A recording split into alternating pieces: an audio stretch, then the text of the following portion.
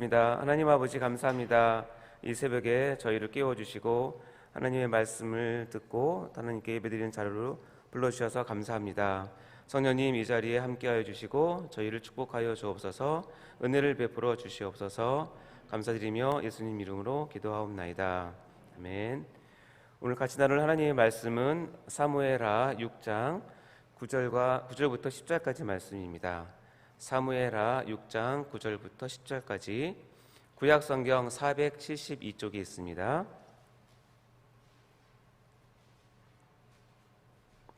우리 같이 한 목소리로 사무엘하 6장 9절부터 12절까지 읽도록 하겠습니다. 시작. 그들이 나곤의 타작마당에 이르러서는 소들이 뛰므로 웃사가 손을 들어 하나님의 궤를 붙들었더니 여호와 하나님이 웃사가 잘못함으로 말미암아 진노하사 그를 그곳에서 치시니 그가 거기 하나님의 궤 곁에서 죽으니라. 여호와께서 웃사를 치심으로 다윗이 분하여 그곳을 베레스 웃사라 부르니 그 이름이 오늘까지 이르니라. 다윗이 그날에 여호와를 두려워하여 이르되 여호와의 궤가 어찌 내게 오리요 하고. 아멘. 새벽에 이 자리에 나오신 모든 성도분들을 환영하고 축복합니다. 이 시간 말씀으로 은혜 많이 받으시고 여러분의 기도의 제목들이 모두 응답받는 귀한 은혜의 시간 되기를 간절히 소망합니다. 자, 우리 같이 잠을 깨보도록 하겠습니다. 우리 스트레칭 한번 해볼까요? 자, 쭉 올려보시고 좌우로 크게 자, 우리 잠든 근육도 깨워주시고 잠도 깨우시기 바랍니다. 우리 유튜브로 예배드리시는 분들도 같이 스트레칭에 동참해 주시면 감사하겠습니다. 어깨도 돌리시고요. 자, 고개도 돌려보시기 바랍니다.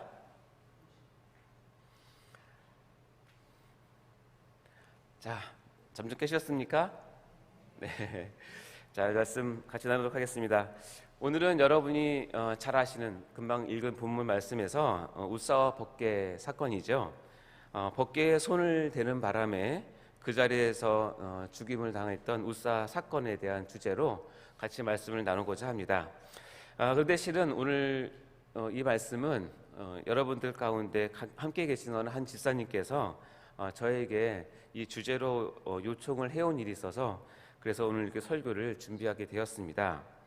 한 집사님께서 저에게 이렇게 카톡을 주셨는데요.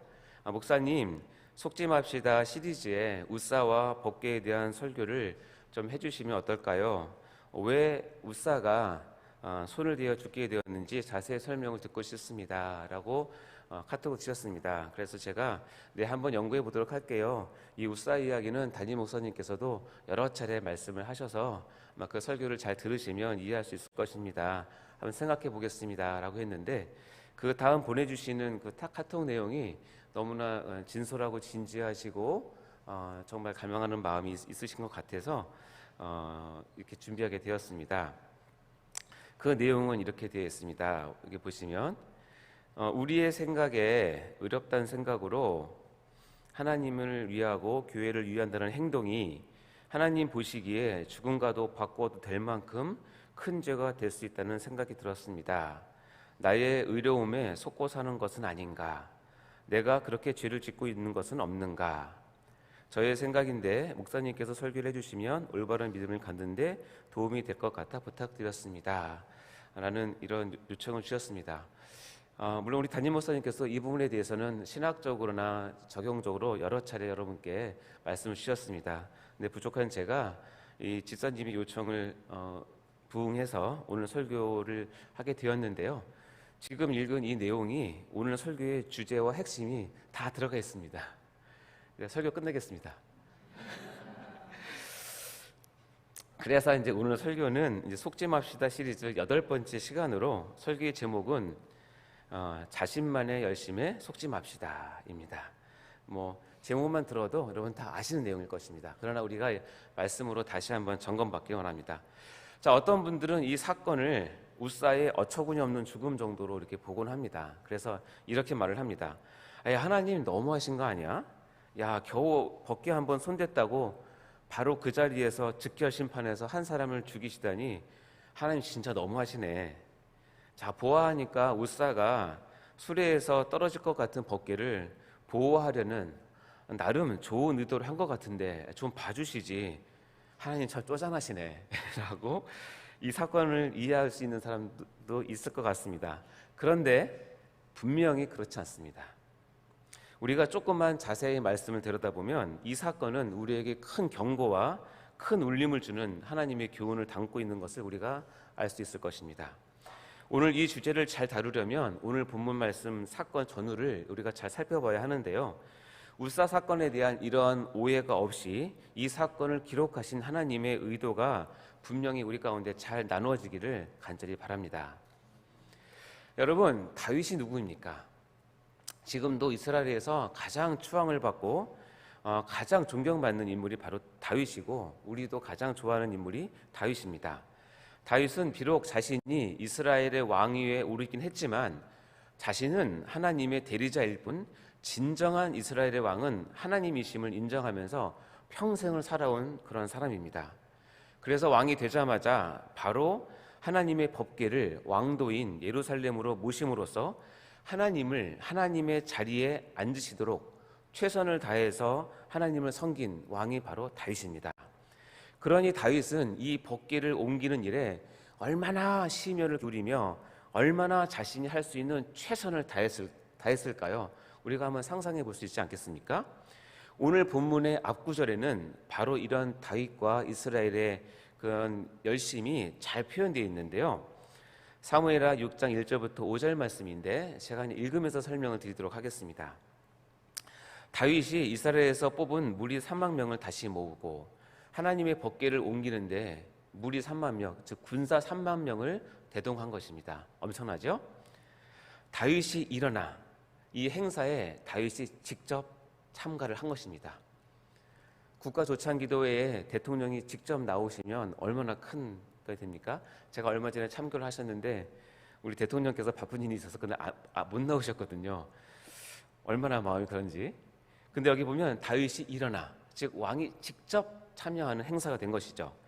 자기와 함께 있는 모든 사람과 더불어 바알레 유다에 가서 거기 하나님의 궤를 메어 왔습니다. 그러면서 3절에 보니까 그들이 하나님의 궤를 새 수레에 신고 하나님의 궤를 옮기는데 수레를 정말 새롭게 멋있게 장식을 해서 아마 준비한 것 같습니다. 그래서 산에 있는 아빈나답의 집에서 그 수레를 끌고 가서 법궤를 싣습니다. 5절에 보면 이렇게 되어 있습니다. 다윗과 이스라엘 온 족속은 잣나무로 만든 여러 가지 악기와 수금과 비파와 소고와 앙금과 제금으로 여호와 앞에서 연주하더라. 그 법궤가 행차하는 그 앞에는 다윗뿐만 아니라 이스라엘 온 족속이 각종 악기를 들고 와서 연주하면서 정말 하나님을 찬양하면서 이렇게 법궤를 모시게 되었습니다. 자, 이 얼마나 하나님께 대한 신앙과 열심 자체가 느껴지는 내용입니까? 근데 그러면서 다윗과 그 백성의 그 순수한 마음까지도 느껴지는 그런 장면입니다. 그런데요, 여기에 한 가지 큰 함정이 하나 있었고 다윗과 그 백성들은 바로 그 큰 함정에 빠지는 우를 범하게 됩니다. 오늘 본문의 사건이 바로 그 큰 함정을 나타내는 내용인데요. 다시 한번 사무엘하 6장 6절부터 9절 말씀을 제가 설명을 하면서 읽도록 하겠습니다. 6절 말씀입니다. 그들이라고 하는 것은 법궤를 모시는 그 모든 행차를 뜻하는 것이겠죠. 나곤의 타작마당에 이르러서는 왠지 모르지만 소들이 뛰므로 웃사가 손을 들어 하나님의 궤를 붙들었습니다. 그랬더니 7절 말씀이 여호와 하나님이 웃사가 잘못함으로 말미암아 진노하사 그를 그곳에서 치시니 그가 거기 하나님의 궤 곁에서 죽으니라. 바로 하나님께서 그 자리에서 웃사를 죽이신 것이죠. 여호와께서 웃사를 치심으로 다윗이 분하여, 여기서 분하다라는 것은 하나님께 대해서 노를 바랬다는 뜻이 아니라 다윗이 그렇게 열심히 준비했는데 엄청난 사건이 벌어지자 황망한 것이죠. 당황한 것입니다. 어쩔 줄 모르게 당황했다는 뜻입니다. 다윗이. 그래서 그곳을 베레스 웃사라고 부르니, 그러니까 웃사를 치셨다라는 뜻입니다.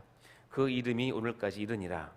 다윗이 그날에 여호와를 두려워하여라고 기록되어 있습니다. 자, 중요한 것은 분명한 것은 우리의 생각과는 달리 성경은 분명하게 웃사가 잘못했다라고 판결을 하셨다는 것입니다. 도대체 무엇을 잘못했습니까? 웃사가 결정적인 것은 웃사가 법궤를 만진 것이 잘못된 것입니다. 근데 왜 만졌나요? 법궤를 수레에 실어서 운반하다가 우발적으로 소가 뛰므로 만지게 된 것입니다. 그러니 법궤를 수레에 실어서 운반하는 것 자체가 잘못된 것입니다. 자, 그럼 이런 판단의 근거는 무엇일까요? 그것은 바로 율법입니다. 율법에 법궤의 이동 시에는 어떻게 해야 되는지 이미 자세하게 기록해 두었다는 것입니다. 그 말씀이 민수기 4장 15절 말씀입니다. 우리 같이 한번 읽어볼까요? 시작. 진영을 떠날 때에 아론과 그의 아들들이 성소와 성소의 모든 기구 덮는 일을 마치거든 고핫 자손들이 와서 맬 것이니라. 그러나 성물은 만지지 말라. 그들이 죽으리라. 회막 물건 중에 이것들은 고핫 자손이 맬 것이며, 여기에 보면 크게 지켜야 될 것이 있습니다. 성물, 즉 법궤를 움직일 때는 레위 자손 중에서 고핫 자손이 해야 되고, 두 번째는 어깨에 매야 합니다. 그리고 세 번째가 있는데, 성물과 관계된, 법궤와 관계된 모든 것은 만지지 말라. 만지면 죽는다는 것입니다. 저는 이 말씀을 준비하면서 하나님의 마음을 느꼈는데, 하나님께서 법궤를 새 수레에 실어가는, 즉 하나님의 율법을 어기고 레위 사람이 아닌, 그리고 수레에 실어가는 것을 보면서 하나님께서 마음이 어땠을까요? 아마 부글부글 하셨을 것 같습니다. 근데 결정적으로 웃사가 법궤에 손을 댐으로써 이 말씀, 만지지 말라 그들이 죽으리라고 하는 이 말씀을 정면으로 어긴 것이고 부딪히게 된 것입니다. 하나님은 하나님의 말씀하신 그 약속대로 웃사를 죽이신 것이죠. 하나님의 마음도 이해가 되고 우리 입장에서는 웃사의 마음도 이해가 되십니까? 자, 근데 왜 그럴까요? 웃사뿐만 아니라 다윗과 그 백성 중 그 어느 누구도 이 율법이 기록된 명령을 지키지 않았습니다. 아니, 정확히 이야기하면 어느 누구도 이런 말씀이 있는지조차도 몰랐던 것입니다. 이게 무슨 말입니까? 어떻게 이럴 수가 있습니까? 이것은 바로 다윗 시대 전에 있었던 사사 시대가 낳은 시대적 비극이자 하나님의 백성의 무지가 맺은 쓴 열매입니다. 여러분 다 아시겠지만 사사 시대라고 하는 것은 이스라엘의 왕이 없으므로 사람이 각기 자기의 소견에 옳은 대로 행하던 그런 시대입니다. 따라서 이 율법은 잊혀진 것입니다. 어느 누구도 아래 다음 세대에 이 율법이 전수가 되지 않은 것이죠. 그래서 다윗 시대에는 법궤를 어떻게 옮겨야 하는지를 아무도 몰랐던 것입니다. 이것이 웃사 사건의 가장 큰 원인입니다. 그러니 하나님의 말씀은 있었지만 이를 모르고 안 배웠으니 자기 석연에 좋은 대로 자기 나름대로 열심을 내어서 하나님을 섬긴다고 섬긴 것입니다. 이것이 바로 자신의 열심에 속은 것입니다. 자, 그러면 새 수레에 하나님의 법궤를 끌고 가는 방식은 도대체 어디서 배운 것일까요? 요즘 말로 하면 어디서 배워먹은 짓거리일까요? 바로 이 웃사 사건 수십 년 전에 이방 민족인 블레셋이 하나님의 법궤를 이스라엘에 반환하는 장면이 있습니다. 그때 했던 그 방식 그대로 지금 차용한 것입니다. 거기서 배운 것이죠. 세상 방식을 그대로 인용한 것입니다. 사무엘상 6장 7절 8절 말씀은 여러분 읽어보시면 이해가 될 것입니다. 읽어볼까요? 시작.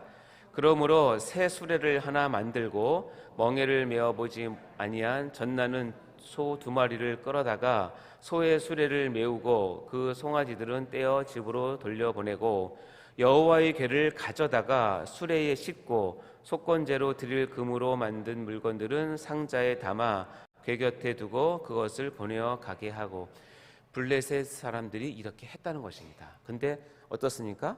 지금 이스라엘 사람이 똑같이 하고 있지 않습니까?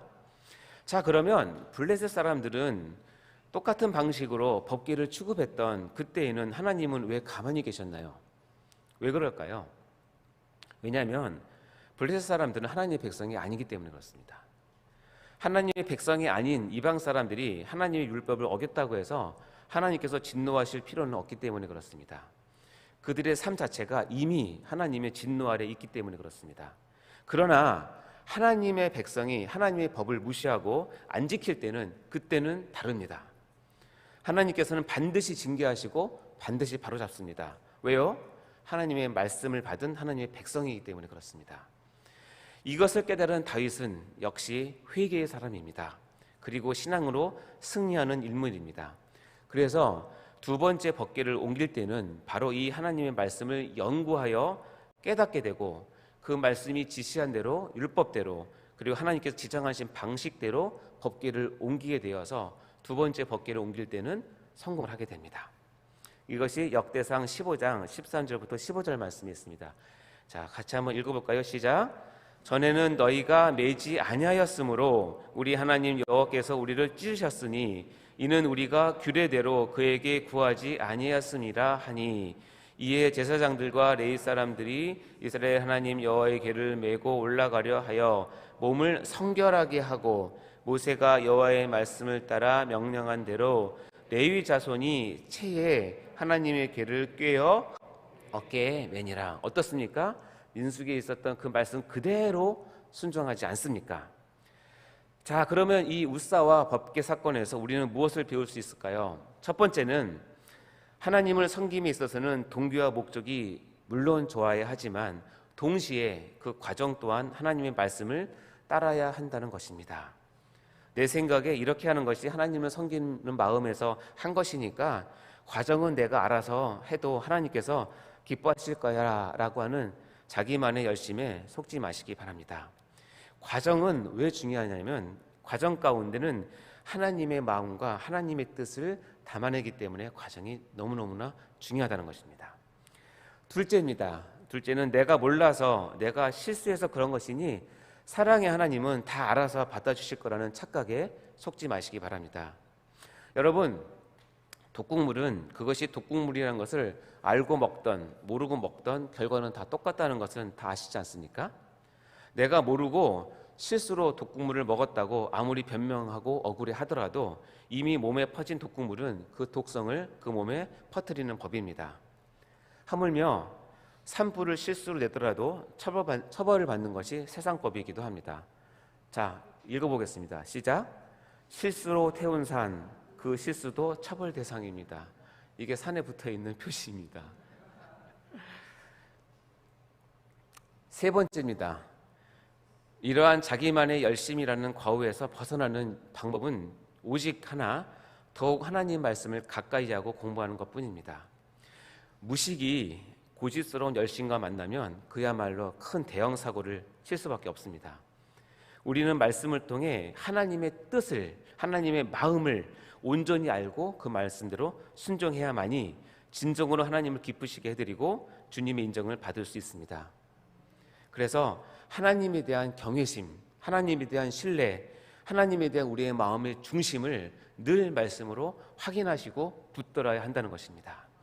그러므로 말씀을 배우는 기회에 말씀이 선포되는 자리를 늘 사모하시고 그 기회를 붙드시기 바랍니다. 여러분 아십니까? 우리 목사님의 설교, 담임 목사님 설교는 너무 신학적이고 교리적이라서 너무나 훌륭한 설교이십니다.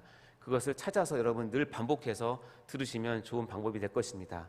특별한 집회가 있으시면 꼭 참석하시기 바랍니다.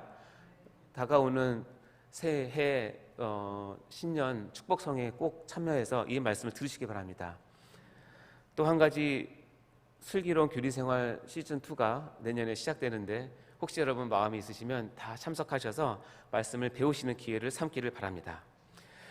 사랑하는 성도 여러분, 서양에 이런 속담이 있습니다.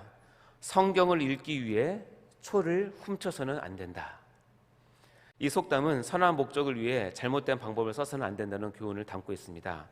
특별히 하나님 말씀에 대한 체계적인 배움이 없어서 어떻게 하는 것이 하나님의 방법이고 뜻인지 모르게 되면 우리같이 연약하고 사악한 인간들은 반드시 자기만의 열심을 가지고 하나님을 섬기려고 덤벼들게 됩니다.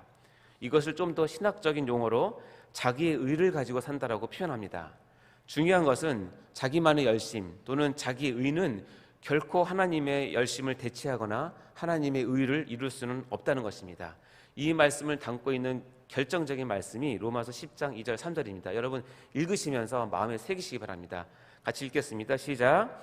내가 증언하노니 그들이 하나님께 열심이 있으나 올바른 지식을 따른 것이 아니니라. 하나님의 의를 모르고 자기 의를 세우려고 힘써 하나님의 의에 복종하지 아니하였느니라. 여러분, 자기의 의를 세우려면 반드시 하나님의 의가 꺾어야 합니다. 그런 의를 범하시면 아니 됩니다. 사랑하는 성도 여러분, 이제는 하나님의 말씀을 잘 몰라서 지금까지 자기만의 열심을 가지고 스스로 속이고 있었다면, 자, 이제는 이 속임에서 속히 떠나시기 바랍니다. 말씀을 사모하며 연구하고 깨달아서 자기의 의를 내세우는 것이 아니라 오직 하나님의 의를 내세우고 하나님께 영광을 돌리고, 그리고 하나님에 대한 경외와 하나님에 대한 신뢰, 하나님에 대한 우리의 마음의 중심을 늘 확인하는 그런 귀한 은혜를 받아 삶을 살아가는 성도님들 다 되시기를 주님의 이름으로 간절히 축원합니다. 기도하겠습니다. 하나님 아버지, 감사합니다. 귀한 말씀을 허락하여 주셔서 감사합니다. 늘 우리가 우리 자신만의 열심을 가지고 살아왔다면 이 시간 깨닫게 하여 주시고 회개케 하여 주시고 하나님의 마음과 하나님의 말씀과 하나님의 뜻을 늘 헤아리는 저희가 될 수 있도록 축복하여 주옵소서. 우리가 하나님을 섬김에 부족함이 없고 스스로 속이는 일이 빠지지 아니하도록 우리에게 은혜를 베풀어 주옵소서. 말씀을 깨닫게 하여 주시고 하나님의 은혜를 깨닫는 저희 모두가 될 수 있도록 인도하여 주옵소서. 감사드리며 예수님 이름으로 기도하옵나이다. 아멘. 드려지는 헌금을 위해서 기도드립니다. 하나님 아버지, 감사합니다. 이 시간에 드려지는 헌금을 위해서 기도드립니다. 감사의 제목들을 담은 감사의 헌금이 있습니다. 하나님 들어 응답하여 주시고 감사가 감사를 낳는 그런 귀한 선순환이 이들 가운데 있게 도와주시옵소서. 드려지는 아버지 1,000번째 헌금과 11조 위에 함께 하시고 늘 풍성한 하나님의 응답을 체험하는 저희 모두가 될 수 있도록 축복하여 주옵소서. 드려지는 모든 예물을 하나님 흠양하여 주옵소서. 감사드리며 예수님 이름으로 기도하옵나이다. 아멘. 주기도문으로 마치도록 하겠습니다. 하늘에 계신 우리 아버지여, 이름이 거룩히 여김을 받으시오며 나라가 임하옵시며 뜻이 하늘에서 이루어진 것 같이 땅에서도 이루어지이다. 오늘날 우리에게 일용할 양식을 주옵시고 우리가 우리에게 죄 지은 자를 사하여 준 것 같이 우리 죄를 사하여 주옵시고 우리를 시험에 들게 하지 마옵시고 다만 악에서 구하옵소서. 대개 나라와 권세와 영광이 아버지께 영원히 있사옵나이다. 아멘. 오늘 은혜 받은 말씀을 붙들고 여러분 기도하시기 바랍니다. 자신만의 의가 있었는지 돌아보시고 오직 하나님의 의를 쫓아 사는 말씀에 충실한 우리가 되게 해달라고 간절히 기도하도록 하겠습니다. 담임 목사님의 건강을 위해서 꼭 기도해 주시고 특별히 숙면을 잘 취할 수 있도록 기도해 주시기 바랍니다. 담임 목사님 사역을 위해서 기도해 주시기 바랍니다. 오늘 수요 예배를 드립니다. 드려지는 모든 예배 가운데 말씀을 준비하신 목사님 가운데 성도님들 가운데 은혜가 되는 수요 예배가 되게 해달라고 기도해 주시고 특별히 송구영신 예배를 앞두고 이어서 신년 축복성회를 앞두고 있습니다. 주실 말씀을 기대하며 하나님 말씀해달라고 기도하도록 하겠습니다. 그리고 각자 가져오신 기도의 제목들을 하나님께 아뢰어드리며 이 시간 하나님께 나가도록 하겠습니다. 우리 주님을 부르고 나가도록 하겠습니다. 주여 주여 주여. 하나님 아버지, 감사합니다. 이 시간 저희들에게 귀한 은혜를 허락하여 주셔서 감사합니다. 그동안 우리가 우리의 자신의 의를 내세우며 하나님의 말씀을 무시하고 몰라서 하나님 앞에 아버지와 잘못된 신앙생활을 했다면 이 시간 깨닫게 하여 주시옵소서. 돌이키게 하여 주시옵소서. 모든 우리의 행위의 기준인 하나님의 말씀을 붙들고 하나님의 마음을 깨닫는 은혜가 임할 수 있도록 인도하여 주시옵소서. 우리의 마음을 헤아릴 수 있도록 인도하여 주시옵소서. 하나님, 우리의 눈물을 내세우는 우리의 잘못된 아버지의 교만과 우리의 무지와 우리의 오해와 아버지 하나님에 대한 아버지의 불신을 용서하여 주시고 이 시간 다시 한번 우리 아버지 앞에 나가서 저희 모두가 다 될 수 있도록 인도하여 주시옵소서. 우리 담임 목사님을 긍휼히 여겨 주시옵소서. 축복하여 주옵소서. 건강으로 축복하여 주시고 영육간에 강건할 수 있도록 도와주시고 특별히 밤에 아버지 숙면을 취할 수 있도록 은혜를 허락하여 주시옵소서.